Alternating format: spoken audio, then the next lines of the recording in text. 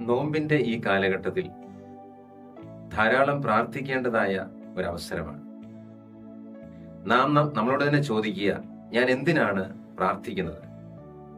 ഇപ്പൊ നമ്മൾ ഒരുപക്ഷെ സാധാരണ ആളുകളോടൊക്കെ ചോദിച്ചാൽ അവർ പറയും, എനിക്ക് പ്രാർത്ഥന വഴിയായിട്ട് ഇന്ന ഇന്ന കാര്യങ്ങൾ ലഭിച്ചു, എനിക്ക് ഞാൻ പറഞ്ഞ കാര്യങ്ങളെല്ലാം ദൈവം എനിക്ക് നൽകി എന്നൊക്കെ പറയാറുണ്ട്. എന്നാൽ പ്രാർത്ഥന അതിനൊക്കെ അപ്പുറമാണ്. പ്രാർത്ഥന എന്ന് പറയുന്നത് തന്നെ ദൈവത്തെ കണ്ടുമുട്ടുന്ന സമയമാണ് പ്രാർത്ഥന. പ്രാർത്ഥനയിലൂടെ നമുക്ക് എന്താണ് ലഭിക്കേണ്ടത്? നമുക്ക് കുറച്ച് നമ്മുടെ ആവശ്യങ്ങൾ, നമ്മുടെ കുറെ നിയോഗങ്ങൾ മാത്രം സാധിച്ചെടുക്കുന്ന ഒരു പ്രക്രിയയാണോ പ്രാർത്ഥന? ഒരിക്കലുമല്ല. മറിച്ച് പ്രാർത്ഥനയിലൂടെ നമുക്ക് ദൈവിക സ്വഭാവത്തിലേക്ക് വളരാനുള്ള പ്രാപ്തി നേടിയെടുക്കുക എന്നുള്ളതാണ്.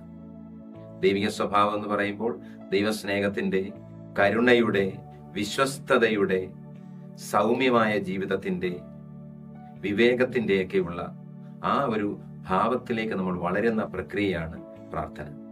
പ്രാർത്ഥന വഴിയായി ദൈവത്തെ നമ്മൾ കണ്ടുമുട്ടുന്നു, ദൈവികതയിലേക്ക് നമ്മൾ വളരുന്നു. ഇതാണ് പ്രാർത്ഥനയിലൂടെ ലക്ഷ്യം വയ്ക്കുന്നത്. അങ്ങനെ ഈ നോമ്പ് കാലത്ത് നമ്മുടെ പ്രാർത്ഥന വഴിയായി നമുക്കൊരു പുതിയ വ്യക്തിയാകാൻ പരിശ്രമിക്കാം. ആമേൻ.